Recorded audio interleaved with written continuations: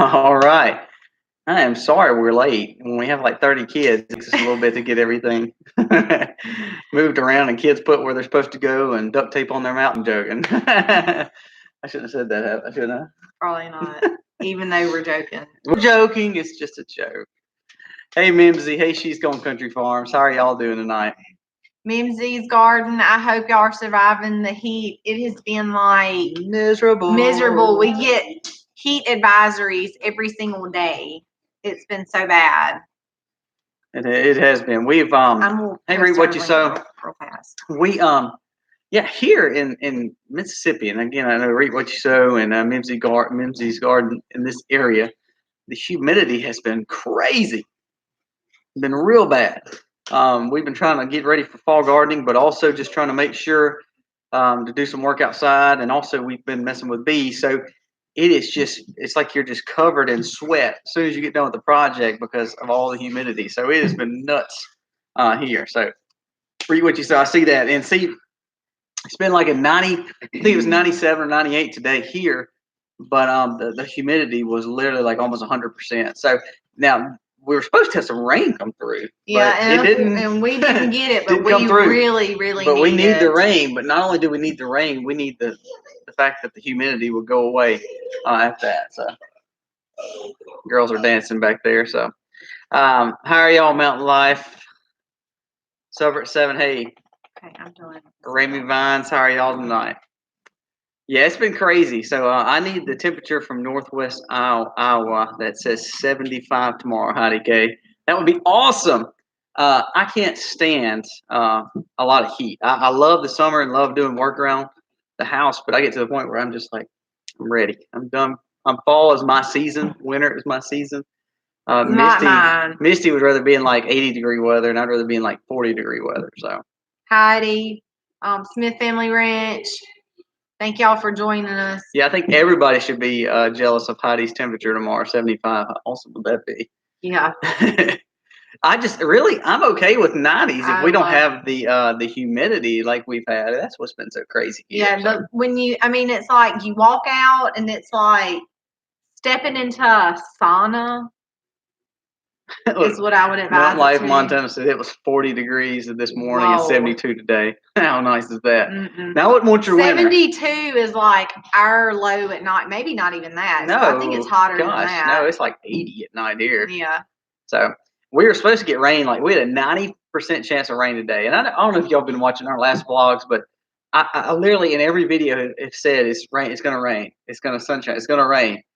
And it has been. It's been like spotty stuff for like 2 minutes, but we hadn't got just a really good flooding except for like once in the last probably 2 weeks. We really like. I was going to go out and water the stuff at the green. I had taken it out of the greenhouse and put it on the ground in front of it. And I really needed to water, but I was like, well, it's going to rain today, and it didn't. So my stuff might actually look terrible. Yeah. Smith family dripping in sweat when you walk out. That's the way it is for here. Now, don't get me wrong. We had. We're not like drought tolerant. We're not drought here. We've actually. It's been rainy, but it just needs some more rain now. Our grass is kind of like stagnant, and when you have cows, you don't want your grass to stagnate, especially right before you get to the fall and winter season where grass stops growing. So I'm hoping to get a little rain in the next few days. But I was looking for that 90% chance, and that didn't happen today. So, hey Patricia, how are you? Hey Oregon Homestead. So, anyways, okay, I'll get it in a second. The first thing we were going to talk about is collecting seeds. Missy's been doing some collecting seeds, and she had a little encounter with a worm that she thought was a snake or something in this next video. So it's coming out. But I think we talked about that a little bit last week. But I did get some more carrot seeds. Our carrots, I'm not kidding you. Would you say they're 6 foot, 5 or 6 foot? They're probably 4.5 at least. 4.5, 5. Okay, our carrots have grown to seed. They're tall. I think they're taller than Misty. I know I'm a midget, but no, but they are very tall. Well, it is crazy. It's nice to have you. It's crazy. We left 2 carrots in the ground, I think, or 3. It was just a handful. It was like 2 or 3 carrots in the ground that are like huge. They're huge, but they have come to seed because we're trying to collect seeds of everything we do, and it is unbelievable and how much flower heads that 1 or 2 or 3 carrots have made. So it's a neat. I think that's the coolest thing in the world. Yeah, I actually just packaged when we were at in my gardener's store. We got some cardboard. Yeah, I don't know what they're actually made out of, but they're not plastic, but they're the little bags that you can put your seeds in. And I just changed all of those out of like Ziploc bags into like real true seed bags. Thank you. It says sometimes I wet my plant. I had a friend of mine make this for me, so thank you. Hey, Paula Joe, how are you? It's nice to have you. But yeah, we've been collecting seeds. So what's so cool about our carrots? I know we said this last time, but I think it's the coolest thing that we actually have not lost carrots since last year. So we're going to start them back in the fall garden like we did last year. So we will actually start carrot seeds again from the seeds we are now collecting on. We'll go back in the ground in just a few days or a few weeks, basically, for fall and winter harvest. So Patricia, and I don't know how you plant your carrots, but I'll tell you my experience. Our first year we planted them in one of our lower raised beds, and the ground gets a little bit harder there, and they kind of almost curled into each other. So not that they were bad, but they didn't grow correctly. So this year we planted them in a higher raised bed behind that, and the dirt stays real loose in there because we're not walking on it or anything like that. It's one of our higher raised beds, and they did amazing. We had, it was plenty enough for our family. We didn't grow any extra. We're not big carrot people. I mean, I love carrots, and we have one child that does. Out of the 20 we have, only one likes carrots. But the only thing is, though, we made plenty this year, and I think it's so cool that we're not carrot people. So for us, we're always trying to learn collecting seeds, but really just trying something new. Like this year, we've never done cauliflower and Brussels sprouts, and everybody says they're the hardest thing to grow here. So we're gonna just try our hands at it. I will say our asparagus, I started from seed. No problem, Mimsy. Not this spring, but the spring before. So they've been in my greenhouse for a full year, and then in the ground since this spring. Hey, Michigan Mike, I'm gonna go get that seed packet that we did for Patricia. That way we can show which ones we grew. She was asking what kind we grew. Which seed? The carrots. I've got the packet. Oh, okay. I don't know what I was talking about. Y'all just totally lost my train of thought. I don't know what I was talking about. Can somebody remind me? I don't know what I was talking about. I am losing it. My brain, after a day of school, it like crashes at night. So anyway, what was I talking about? I know, but I don't know what I was actually saying about them. You interrupted me, and then I lost it. It's okay. You're getting old. It's okay. All right, so we grew the Royal Chantenay carrots from In My Gardener. I don't know if you can see that here with the light. You might have to hold to the side. We grew these last year. We also grew a variety of white and purple carrots too. They were can you see that? Non-GMO. Asparagus. That's what I was talking about. Thank you, Kim Winkler. It's okay. She's losing it. At least somebody's saying it. It's okay. But these carrots did great. These are a bigger carrot. The purple and white. It's gonna show the up, white y'all. actually did okay. There it goes. The white carrots did okay. I don't know the names of those, but they were not just the best. But the orange ones were phenomenal. Our purple did not really come together too well. We had a few. They didn't make a lot. Not a lot. So, but these here were really good. Yeah, I mean, they really did. Good. And they're a biennial. So basically, we planted them, and that's what it's so cool is they really have made it all season. Mm-hmm. I mean, we just let these go seed just to start new ones. But Okay, so the asparagus, I was saying that they stayed in pots in the greenhouse for a year. I planted them in the ground this past spring, so they've been in the ground since this past spring, and they have exploded. The thing about asparagus our cabin in the woods. Is I did plant them from seed, so you really kind of have to baby them for a little while. Yeah, you do. And then so they actually won't be ready to harvest until the third year. Yeah, 3 year. But then once they're there, they're kind of like blueberries and stuff like that, like they're there and they're there for a long time. I mean, you're going to have years with them. And from what I have heard, and I don't know this for certain because this is our first year with them, but once they get established, they're almost kind of hard to kill. So, like I said, this is our first year with them, but they have exploded. The coolest thing to me is patience with the asparagus and with certain things like that, like the elderberries that we've been talking about. It's easy for us to, put some seeds in the ground and go with it.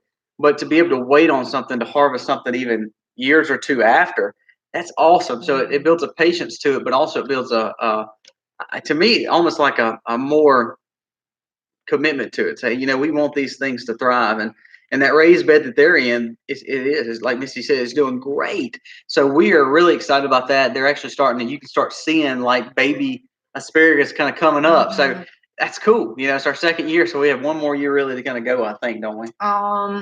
A year and a half. A year and a half. So to see little baby asparagus right now is the coolest thing in the world. So. Mountain Life Montana, Colby was on YouTube comment duty today because we have to share responsibilities, especially since we kicked back school off again, because I have to be able to focus on the kids and make sure everybody's doing what they're doing. But I saw one pop across my screen. Didn't Mountain Life Montana mention something about elderberry seeds today? I saw just the first part of the comment. I can't remember. Mountain Life Montana, was that you that asked about getting elderberry seeds? If it was, just drop a comment because I can answer your question as far as that goes, because I had to do some pretty heavy research on that. Yeah. So I'm pretty familiar with it. But it's called hot and cold. It's called warm stratification and cold stratification. So if you like I said, it just popped up as the notification. So I didn't click on it and read it because we were in the middle of school, and he's on, like I said, he was on YouTube comment duty this morning. So, but if you have any questions, I'll try to address that the best I can. The coolest thing though is we have tried elderberries from seeds, doing a warm and cold stratification. We've done everything from cuttings. We've done everything from propagating.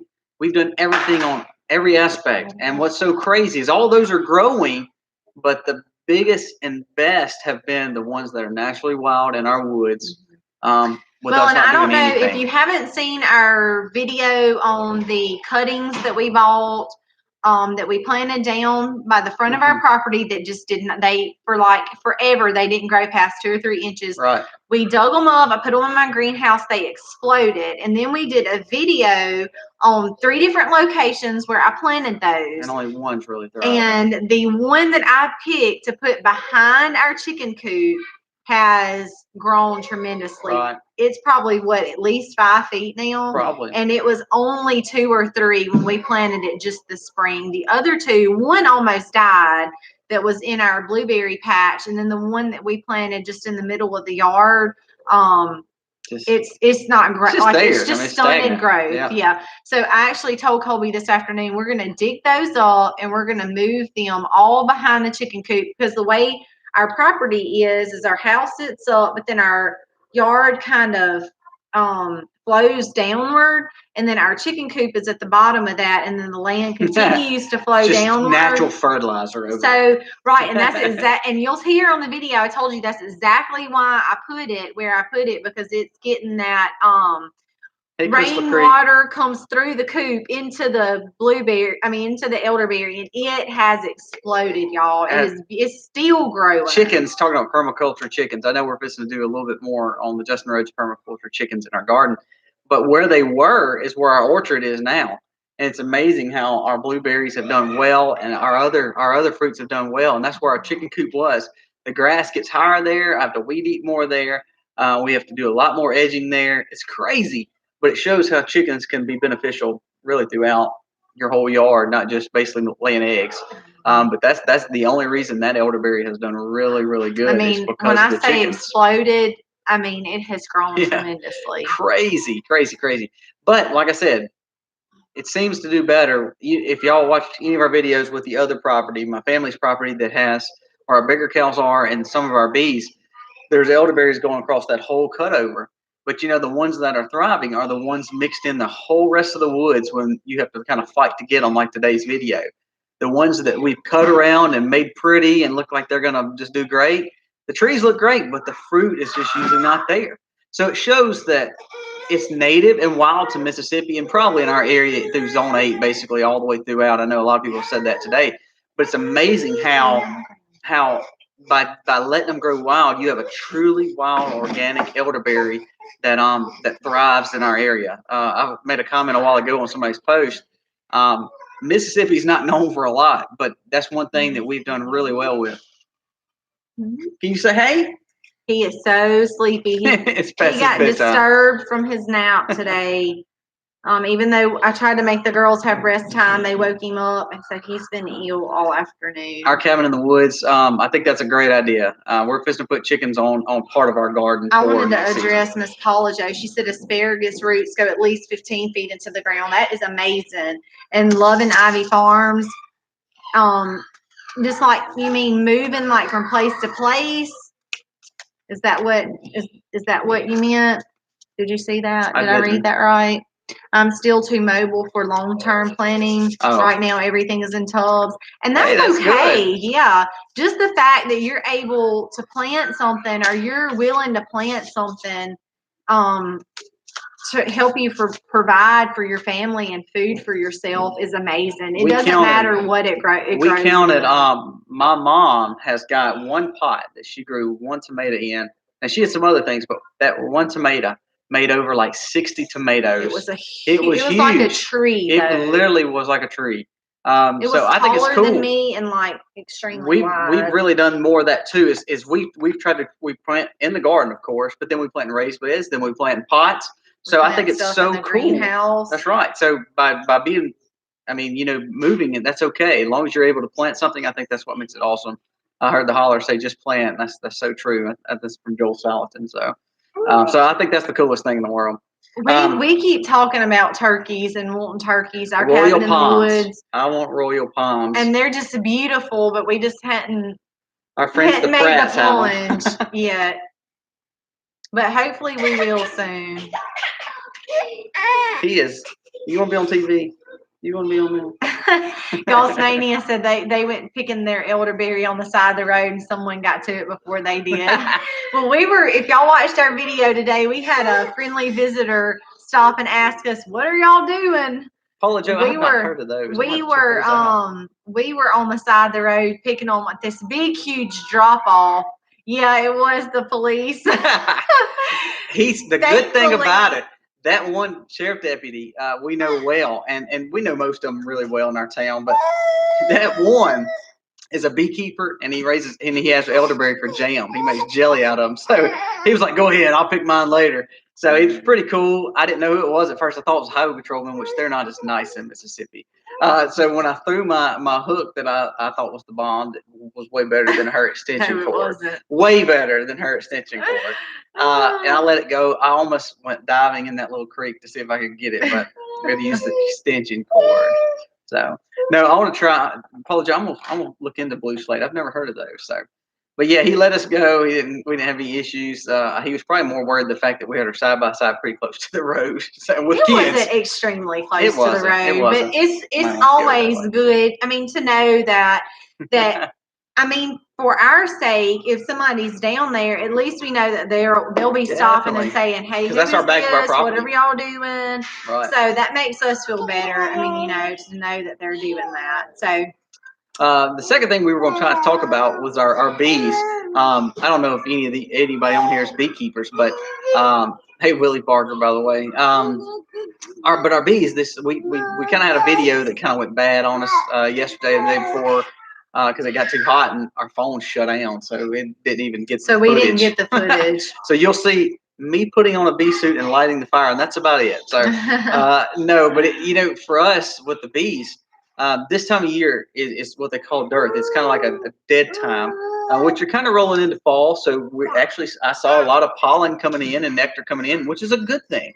But you always want to check your bees around this time of year, just because some may swarm, but really more than anything, you got to watch for robbing each other, and you have to make sure that no hive is too weak while another one's too strong when they start robbing.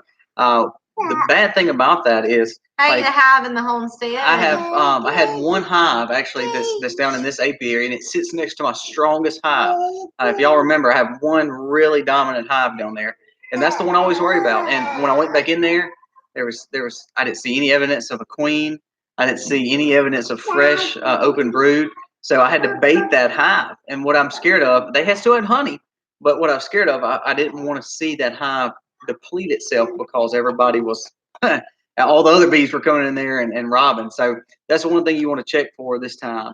Having a homestead, hire y'all. You gotta love those bees, absolutely. I could get talking about bees and never stop. So Missy's always like, "No, don't talk too much about bees." But no, all the hives were doing great. I have 15 or 14 and a half because I have a nuke. I had to kind of help that one along and by putting some fresh bees in there. But I think it's going to do well. But what is neat is me and Misty, we harvested 17. Okay, we harvested about 17 or 18 gallons for spring. The bees, we've already got probably another 10 gallons in our hives now, and that's not counting the fall flow. We left a good bit of honey. We were a little bit more conservative just because this time of year, and just we knew it's going to be hot and everything kind of stopped. So, we left about 30 frames worth of honey. So they've not touched it. So it's great. So we're going to get to harvest that probably in the next few weeks before we start letting it go for fall. But we're excited about that. Bees are fun. If you've not got bees, I would challenge you to put them on the homestead. I've said this before. That's one of the easiest ways to make money back. If you look right there, we just had a lady order like 25 half pints, which does add up. So I think that's the coolest thing in the world, to be able to provide something that really there's not a lot of, there's not a lot you have to provide for bees. It is extensive labor to get it all harvested and all, but you're not like feeding an animal like you are a cow or like chickens or hogs. So that's one thing cool about bees. We don't feed any sugar water to our bees. We let them eat naturally off their honey. So, that's a way to really make money on a homestead. So we have really enjoyed those. And like I said, that's not counting another 10 gallons we'll pull and probably another 20 gallons for fall that we will get. So we're excited about that. Hey, Gaussmania, I'm actually allergic to bee stings as well. So what we've learned, my wife, Misty, she can go in there, and even Aiden, and they can do just what I'm doing. And for some reason, the bees don't get too mad. But if I do it, they go crazy. So I have to actually double glove most of the time. If I don't double glove, I usually end up having a little issue, and they'll usually bite me right on my wrist, and then he doesn't have like a anaphylactic reaction right. or anything. His throat doesn't swell or anything like that, but he does have he has a localized reaction where if he gets bit, he will get, it will swell up pretty bad. So far, none of our kids have shown that, because we've had 2 kids, just stung, but no issues whatsoever there. But you're right, the garden does get pollinated more than anything. We planted some heavy blueberries all back there where the chickens were in our orchard, right in our bees. We moved our bees to sit right there beside the orchard, and we had the biggest blueberry harvest that we've ever had this year. So the bees are very important to our homestead. We really do think they do a good job here. And actually, our wild blackberries, our wild elderberries, when it comes spring and summer, you see them. That's what they feed off of, and that's what they pollinate with. So we're excited about that too. Loving Ivy Farm said, I found out the older I get, the more I swell up when I get stung. I think the more I get stung, the more I do swell up too. So I understand that completely. So. Well, I'm hoping. Good night, She's Gone Country Farms. Thank you for coming. I'm actually hoping that he will build a tolerance to it, that he might have a localized reaction for a period of time, and then his body will become accustomed to it, and he'll get stung, and it won't bother him. So I'm hoping that that's what's gonna happen. It's either gonna do one or two things: get better or get worse.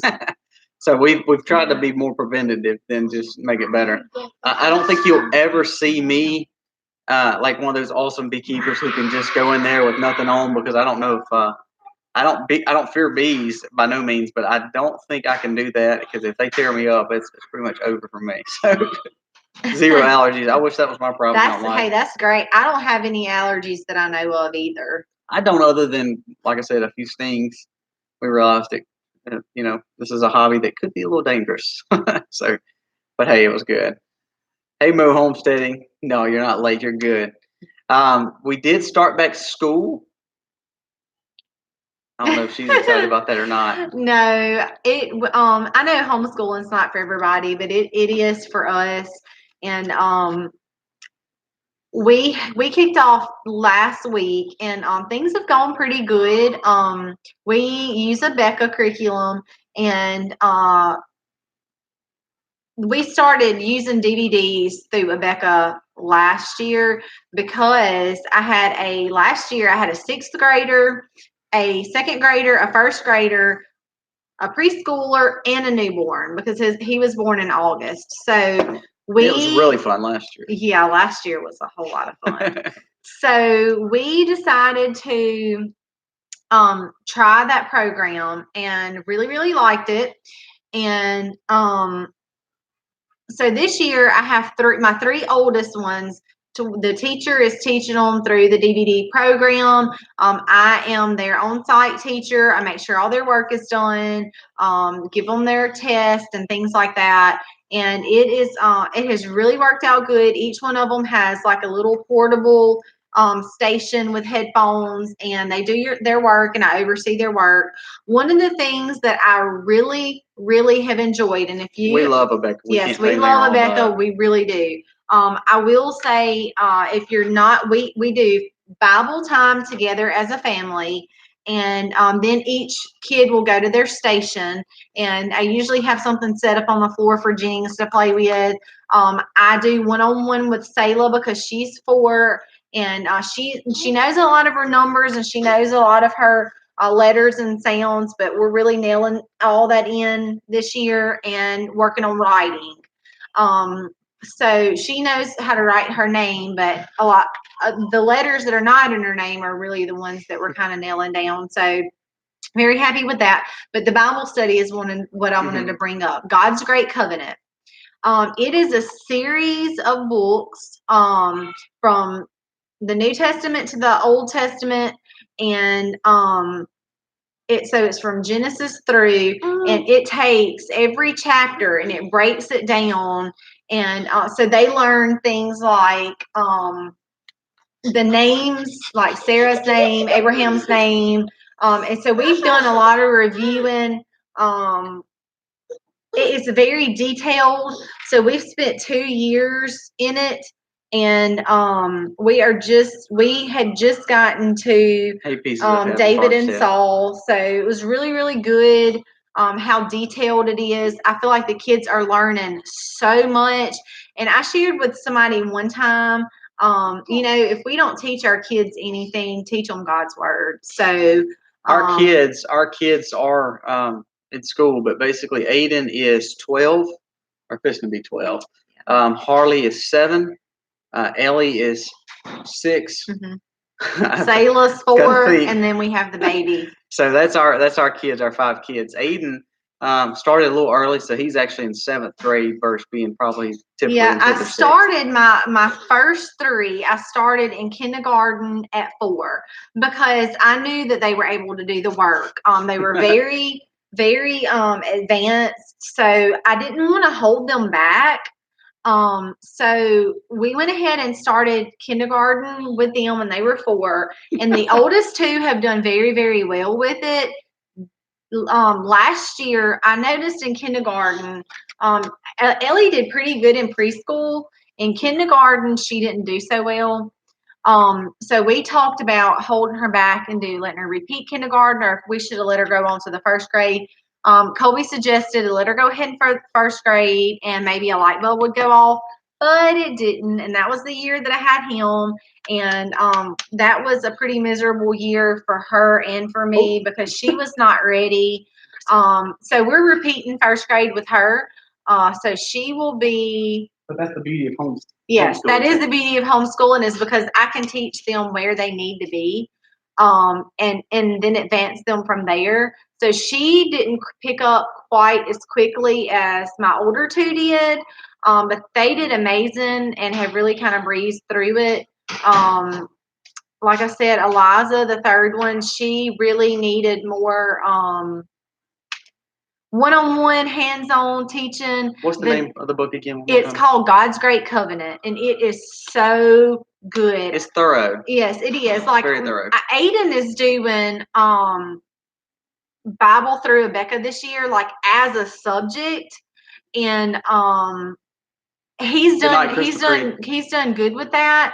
But this is like so. I mean, it talks about. Yes, my name is Colby. It talks about. It's just so detailed. Like, it really focuses on how old Abraham was when he had Isaac. You know, it breaks down Hagar and Ishmael. I mean, it's just so good. I really, really, I highly recommend that. It really has been good. It really has. Like, my kids have learned so much. And then some of the things I do is use YouTube songs along with, like, when Kobe come home today. Last year we learned the 12 tribes of Israel, so I had them sing that today. The 12 sons of Jacob. I had them sing that today to Colby, and I would pull that up, and we would play that every day when we were learning that. And now they know it. I mean, they can sing it just like that. So we will spend the first several weeks reviewing everything that we learned last year, and then we'll pick back up where we left off. So yes, Heather, we are praying for you. That's a local family member of mine, and they're waiting on their baby, their first baby. Dedicated Max follower. That's what it is. So, having the homestead, we do collect pollen if we can. We have had two hives last year that kind of absconded, and we were able to collect their pollen. So when we can collect their pollen and nectar and also their honey, really where their brood chambers were, it's outstanding honey, and also the benefits of the pollen has been great. We've not got into collecting propolis yet. I just hadn't got to the fact of realizing that's a good thing. If you're a beekeeper, you'll know what propolis is, but I haven't got there yet on propolis. But other than that, pollen we have got to, by the way. Yes, and also thank you guys for the ones reminding everybody to hit the thumbs up. The thumbs up, for those that don't know, is like a big deal because YouTube uses the thumbs up and stuff to, in their little, I don't know, what would you say, how they rate people or judge people or whatever. So they really look at comments and thumbs up and all that kind of stuff. So thank y'all for the ones that do hit the thumbs up and that comment. That's showing support to us, and that's what YouTube wants to see. I guess that's what I was trying to say. Gosmania, she was talking about the Bible study that we do. We're a Becca. We teach a Becca for homeschool, but she was talking about the book that she did. Yeah, I use God's Great Covenant, and it's a series of books. It also has, I forgot to mention this too, it also has quizzes, tests. So if you want to use those with your older students, I don't use those with my younger students. And you can make it as childish or you can be very detailed or very not detailed with how you want to teach it. So Suffer at 7, Aiden can name every teacher he has on the DVDs. I just can't remember them off the top of my head. He thinks they're the best. He has several this year. I don't even know who they are because I don't watch his videos. I just make him watch them because I have all the teacher books. So I have all the answers. Yeah, but Becca's been great for us. We can't say anything wrong with it. Actually, it's a challenging series. I think some of the stuff Aiden was doing now, and we're not that old, but what Aiden's doing now, we were doing in high school. Yeah, definitely. So him as a 7th grader is getting a lot more knowledge in homeschooling than we did really in a public school setting. So yeah, we've been very happy with it.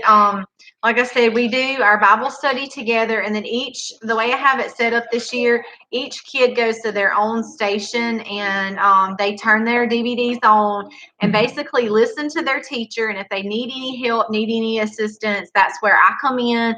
That's where I get my teacher books out. I check every bit of work they do. I administer all the tests and record all the grades. So that's kind of my role. See you, Heather. Good luck. I'll be seeing or hearing from you tomorrow. And we're praying for you through tonight. Our cabin in the woods, we are close to 1,000. It seems like it's taking forever. We'll gain like 12 and then we'll lose like 6. Yeah, it's the craziest thing I've ever seen in my life. So, but we are getting close. Thank you, Shira. So hopefully we'll get there. And that's exciting because we're ready to draw names and give away prizes. Show your shirt. Kim, we can know your shirt. Sometimes I wet my plants. Grammy Karen, I did not know that you were Jen's mother, so I think that's cool, and I'm glad that she's doing a Becca. We can't say enough good things about that. That's so cool. Yeah, we do. We gain some and lose some. Sometimes I feel like we lose more than we gain. So hey, it is what it is. Silver at 7 said it is very challenging. My husband was shocked that their 9th grade. Was shocked that their 9th grade English was more advanced than his college classes. It is awesome, Grammy Karen. It is definitely more advanced, I would say, than what we did at certain grades, at the same grades when we were in public school. So yeah, it's and what's so crazy is, I mean, any homeschool. I mean, I know most of y'all, we talked about homeschool already, but Aiden, he stresses out if he goes to like 4.5 hours of school. Here we are, we sat in class for 8 hours and pretty much didn't learn nearly what he learned in his 4 hours. So well, I'll say we last year we were getting done short around lunch, maybe shortly after lunch. This year it's taken us today we were closer to 4, but we took about an hour and a half break for lunch, and that was me completing everything start to finish. I had several tests and quizzes to give, so today we probably went about what public schools do or what regular schools do. Our cabin in the woods. Thank you, Gossmania. A friend made it for me. We've been homesteaders for a few years, but really got serious about it about 2 or 3 years ago. We have watched YouTubers for a long time. I have. Misty never really paid attention to it, but I would go look up stuff on YouTube that I needed to know. Yeah, that's right. Where I was more following YouTubers, but never really understood the point of subscribing or comments or anything like that. We just didn't know. Right. I mean, we've been watching Justin Rhodes and Homesteady and a lot of those really from the start of their journey. So, but it just never was that important to us to figure out why to, just comment or like or anything like that. So we've been doing that for a long time. Now, for us actually doing videos, we've been doing them since March. So our first one was when we bought our milking cow, Elsa, and we brought her from the dairy barn that we bought her to our home. That video is terrible though. It's like straight up on a cell phone. We're learning as we go, right? It was pretty much terrible. Like I go back, I'm like, watch this. This is terrible. I don't know. Most time I look at our videos, and I get bored with them. So, I'm glad everybody watches them. That was fun. We're just starting our homesteading journey. That's awesome. Pieces of Heaven Farmstead. We've pretty much got most of our set up. I think the thing that we're trying to learn more in our homestead is more sustainability. We've always been good at buying seeds. We've always been good at buying organics and stuff that we don't do, but our goal is to be more sustainable. And we've done that this year. But every year we learn something new. Every month we learn something new.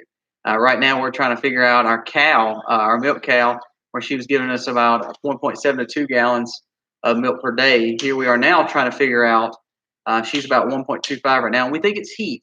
But what we've learned to do is when we know she's not giving as much, why is she not giving as much? So we're trying to learn homeopathic ways to make a difference without having to give her more grain or to have figure out ways that we can make it better for her. So that, again, part of sustainability is learning how your farm can benefit you, but also that you can benefit your farm without having to pay this crazy amount to do that. So,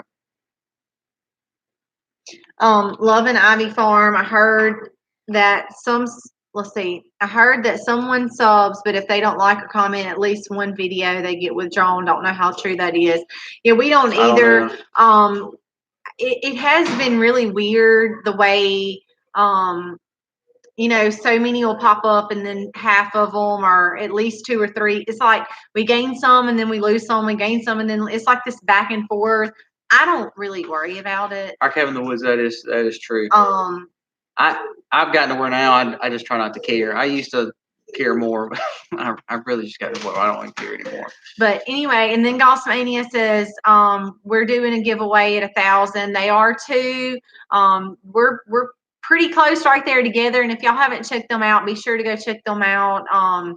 They've got some pretty awesome raised beds and cattle kennels things that they did. I think this past summer. They're wanting milk Arbors. cows. So they're y'all check them out too. They're Gosmania, working hard to build up their homestead like we are. Gosmania, you can easily have milk cows on that, or a milking cow on that, or 2 cows. The main thing is just learn to set it up in rotational grazing, intense rotational grazing plans. Now and you'll be fine. they made a comment, a smaller milking cow. Now we have one. Elsa is a full size Jersey. She's a big girl. She is a big girl, but what I love about her is she's so sweet. She's so gentle. I love to just go out there and pet on her. And I mean, she is such a sweet girl. But anyway, Allie, she is a low line, and she is really, really small now. No, she's not too small, but she's probably 700 pounds, whereas Elsa's probably 1,200 pounds. She's way smaller. Yeah. To me than a bull. So, right. I mean, when you compare on difference. But our bull is a miniature registered bull, and he's actually probably a little bit smaller, as in size, than Allie. Yeah. He's just big. I mean, he's very wide. He's very short. It's like you took really wide. a really big Jersey bull and put him on half the size legs that he's supposed to have.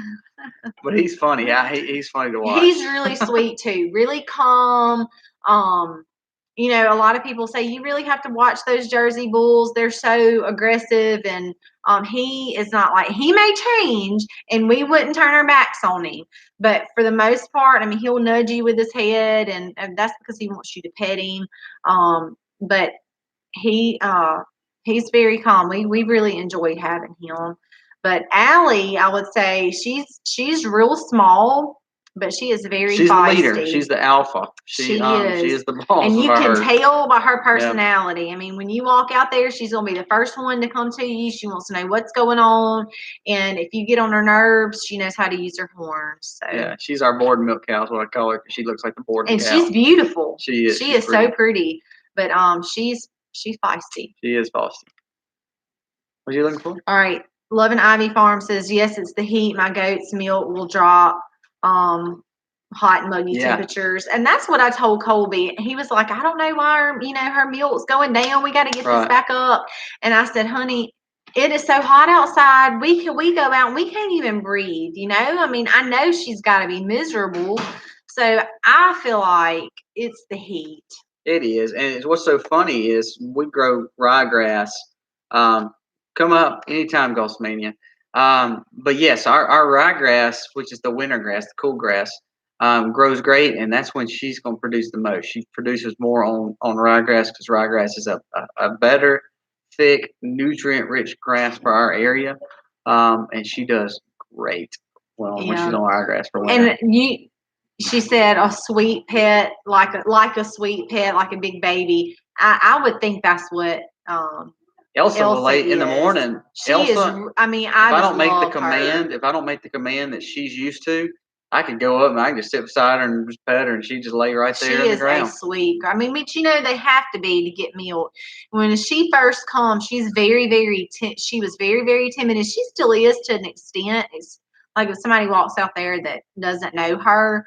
But she is just all around very lovable. She likes to be petted on, and she likes attention. So I have really enjoyed having her. Our cabin in the woods, it's amazing to me. Our chickens will lay better eggs in the winter than they do in the summer. We keep a heat lamp in our coop all year round. I know people are like, why do you do that? But we do. And that actually keeps our chickens laying heavy in the winter and not as heavy in the summer. So like right now, our chickens are down on our egg production. On Mo Hunt homesteading, that is absolutely crazy that you got coyotes. I would be sitting out there watching and waiting, because I would unload on them, no doubt.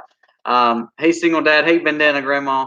But yeah, we heard a pack of coyotes just about 3 days ago, and somebody's having a bad hair day. look, what kid? You know, we talked about the buffet, the kids being blown away that there's such thing as a buffet. She wanted a wig for her birthday. That's what she wanted for her birthday.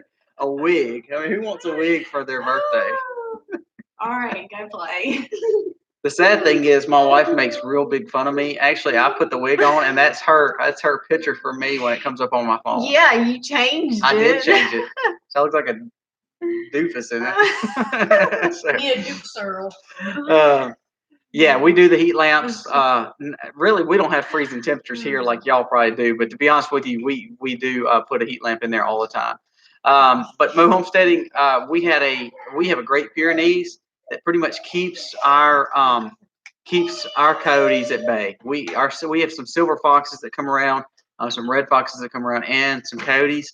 But to be honest with you, they've never posed a threat to our animals because of our Great Pyrenees. I've said this before. Our Great Pyrenees would probably let us not be too protected. She let us get taken out. Yeah, the coyotes could come in here and eat us all up, but she wouldn't let them eat the chickens. She's not going to let anything get any of our animals for sure. That's right. So crazy, but you know, it's one of those things that she does what she's supposed to do. So that's what we want. Grammy Karen, thanks for stopping in. I don't know who all he said hey to. I was laughing at the wig. And Bandana Grandma, thank you for stopping in.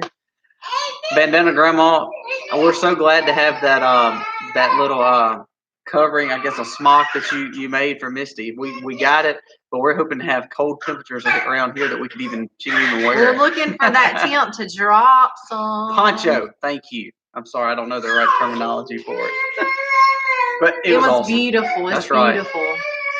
And if y'all don't know the work that Bandana Grandma does, go check out her page. She's got some awesome stuff. What's so crazy is we've been trying to deal with some alligators in our lake, and I know we've talked about that before. But our alligators, we have 2 alligators that now have eggs. So the wranglers won't even get the alligators because they legally cannot move those alligators because they are on eggs. So that's kind of crazy. And I'm like, isn't that going to make the problem worse? Yeah, so then they were like, once the eggs hatch, then we can get the 2 alligators. But the question is, okay, what are you going to do with the 30 to 50 babies that they have that goes into our pond that sits right next to one of our Let's be smart here, guys. So crazy. Hesitant Homesteader, the Great Pyrenees is a great breed. They are very smart. But they are very stubborn. Well, maybe not all of them. Ours, she's very smart. No, she's I'm not. She's very, very smart, but she is so stubborn. Like if she gets in her head that she wants to do something, like you're not going to change her mind. They remind me of a lab. They remind me of a lab pretty much because what they'll do is they're very smart, like a Labrador Retriever. However, they tend to be a little bit more stubborn to where you really have to train them. Now, like I said, ours have done well. And we didn't get her until she was 2. Yeah, she was a little bit older. So if we would have probably been able to get her when she was a baby and really train her like we needed her to be trained for us and our property and our animals, it would have been probably great. The first frost in October, we're still fanning at 90 degrees in October. Yes. We're supposed to start some more potatoes because Mississippi does not get a true winter until the very end of December. January and February, that's all the winter we get. We start singing Silver Bells and we're using sleeveless shirts, so it gets pretty warm still. There has been we were laughing because not the year that I had Selah, but the Christmas before. So I guess it would have been like 5 Christmases ago. We were taking Christmas pictures in shorts and t-shirts. What's so funny is I love Christmas season. I love fall. I'm one of those people that'll light a fire inside. We have a big open fireplace. When we built our house, I wanted an open fireplace. We'll literally have an open fireplace going and then like AC running too. Bandana Grandma said when she was visiting with us, she never gave alligators a thought. We have them. And most of the time they do stay down there. If they don't, they will not make it past our driveway. Yeah, if we ever do see them up here causing a posing a threat to They our will be children. processed. Yeah. We will have alligator We don't even have to have a bites. tag, but we're just trying to be respectful because since the Mississippi Department of Wildlife came out here, we want to make sure that we're trying to do all we can. But we had one of these alligators. We'll have to share this picture on Facebook. Do you have it on your? Yeah, I have a picture. Oh, you can't see it on my phone. I have a picture of this alligator. We backed up to bush hog right next to the lake, and the female alligator come up on the bush hog on the tire on a bush hog and had her mouth open hissing. How crazy is that? That's crazy. She's only 6 foot. The male is about 8 foot. So, yes, our cabin in the woods, they do. But we're trying to be nice and not take the alligators out yet. So we'll see what happens there. Yes, Bandana Grandma, we are coming to HOA. We are bringing Old Bessie to HOA. A 13-hour trip for us. So we'll see how that goes. We are super excited because Yeah. we have never been to Virginia, and it's been years and years and years since I've been up in that area at all. I have been through Virginia, but not to. We didn't stay. It was just a drive through. But he never has, and of course the kids never have. So we're super excited about that. Bandana Grandma, when y'all go to HOA, are y'all staying in the campground? Are y'all gonna stay on site? Are y'all gonna stay in a hotel, or what are y'all doing when y'all go up there? Paula J says the alligator tastes like chicken. So that's taste, what we've heard, but he's ate it before. I have not. We, of course, just alligator tail is what we ate, but here they've started opening up alligator season. Cedar Creek Homestead, thanks for dropping in with us. We've been talking about the alligators down in We've talked about pond. everything. So, but what's so crazy is we're fixing to do a little road coming right beside the dam of the lake, and that slough is kind of where he likes to hang out. So I'm kind of anxious to see once we start tearing that up a little bit if he's going to be a little bit more vigilant to come towards the homestead. And Gossmania, you said you wanted to go up to HOA, but maybe not have the funds this year. I will say this. I know that there are a lot of people giving tickets away. So maybe try to get hooked in there. And I know like Roots and Refuge are doing a giveaway. Two Family was too. So there, I know we already have our tickets, but maybe if you can get plugged in somewhere and at least sign up for a chance to win those tickets. They are kind of expensive. Loving Ivy Farm. Mississippi has alligators, but you need to speak to the Louisiana folks. They really got Patricia alligators. And some of these other ones on here for Louisiana will attest. They have a lot more alligators than us. Yes, they do. So, the volunteer thing, if you volunteer at HOA, you actually get free tickets. So I think that's pretty cool too. That's very cool. I did not know that, actually. Yeah. I tried to volunteer because I'm a cheapskate, but my wife's like, you're not No, you're helping me with the kids. Sorry. Yeah, we do have some alligators here, but not nearly as bad as Louisiana. Louisiana is just like one big swamp. No offense to all Louisiana. I think it's the coolest thing in the world. But, man, I tell you, we went down to the Cajun country not too long ago, kind of where Broussards and Richie are from, but it was a really cool place to go. We enjoyed that. So Michigan alligators. Somebody said something about that. Yeah, Michigan might. So, they don't have too many, but they've seen more. Well, I can imagine because of the lakes. I mean, that makes sense to me. Yeah, that could. But here a lot of people don't have them in their local ponds or lakes. But what's so crazy? Get this: one alligator was put here because of some beavers. I didn't ask to have an alligator put here. They just put an alligator here, and they're like, "Hey, you have beavers, so we're gonna put an alligator here." So we got one because of beavers, which we were enjoying shooting them. Now we've got 2 alligators. We are a low area next to a creek and the start of a river, so I'm guessing one just kind of moseyed on in. So it is what it is. So. Yeah, that would make a fishing trip very interesting. I've got a little John boat that's like 14 foot, and my wife's like, you're not taking any of my kids, and I'm not going in that John boat. But she can do whatever you want. Yeah, she don't care. She's like, you could dump, don't worry about it, just don't take the kids. Well, they do these. What do they call like the alligator hunts down in Louisiana? Where they go out and. Yes, you do. Where you have to buy you have to buy tags. Mississippi started tags. But what is it called? like the alligator hunting. I don't know what it's called. Alligator hunting. That to me, like, I'm like, I don't think you could pay me to go do that. Our cabin in the woods, we had tons of beavers, but we were kind of annihilating them ourselves. But I guess the wildlife fisheries wanted to put an alligator in there to solve the problem. So, hey, beavers don't eat kids. I know. Really? I know. So we put something more dangerous in there, to take care of the beavers and the rest of everybody that goes by there. I'm going to say this, and this is what's so funny. We had, at one time, there was a dog kennel or pound or whatever it was that they used to keep. Pound. Yeah, they used to keep close, not close to our property, but across a highway. One of those or two of those would get out, and this male alligator will literally sit on the bank, or not sit on the bank, excuse me, sit on the little island that we have in our little lake, and it will just kind of creep along the kind of the where our dam is, where the beavers were originally. What's so crazy is if some of those dogs would come and they'd jump in that water just because they probably hadn't been exposed to a pond of any sort. They never stayed there long, so I don't know if the alligator had good meals or scared them enough, but they'd always come to that little lake, and that alligator would watch them, and he would just follow. It's the craziest thing. So it's kind of creepy, but he hangs out everywhere, hangs out on the island. You can see him just about any time you go back there. So it gets a little scary, especially the kids. I don't want the kids back there without me. So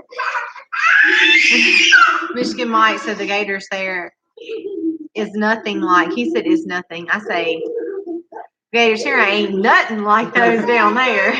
Yeah, we have big gators, but then like I said, if you go to the swamp in Louisiana, they get real big. Yeah, they do.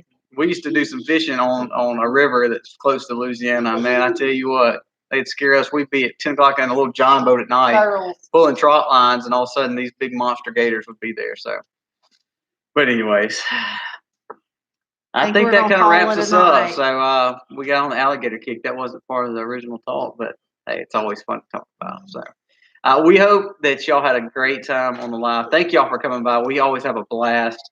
And then again, thank y'all for all stopping by. I know a lot of y'all watch our videos and comment, so we're very appreciative of that.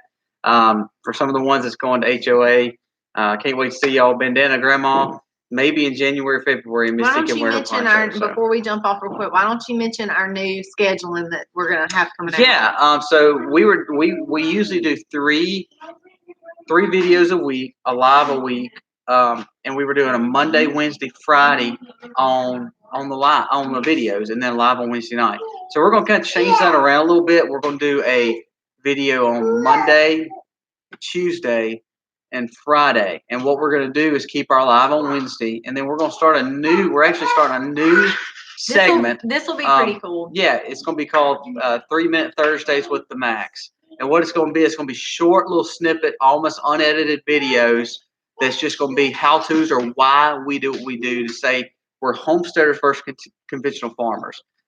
This one, really tomorrow, is going to be on deworming cattle, how we deworm cattle, homesteading way that's not conventional. So check into that. It should be up by lunch tomorrow, but that's going to be something we're going to do 3 minutes with the Max on Thursday. So, and for all those that ask about elderberry syrup, I'm going to be doing a video on that as soon as I can. I have one more gathering at my house this weekend, and as soon as I can get that over with, I'm going to show you guys how I make elderberry syrup for my family. And it is the kids recipe we use is very simple. It's very simple. It's very easy to do, and it's kid approved, I should say. That's right. Kids so I gave them their dose tonight, and I had 2 of them saying, "Please let me have another one." So that's always a good sign when you don't have to fight with your kids about drinking the elderberry syrup. This is the awesome time to get it made and stored. You can use it through the fall. It is immune boosting or a booster. I can't get it all out, but it does boost your immune system. So it's something that's great to have around for this time of the year. So stay tuned for that video. It is going to come out first soon. next week. That's right. And thank y'all again for being here. Peace of heaven. Thank y'all. We love doing the videos, and when we hear those kind of comments, it makes us very happy. So thank y'all so very much, and we hope you have a good rest of the night. And God bless and happy homestead, y'all.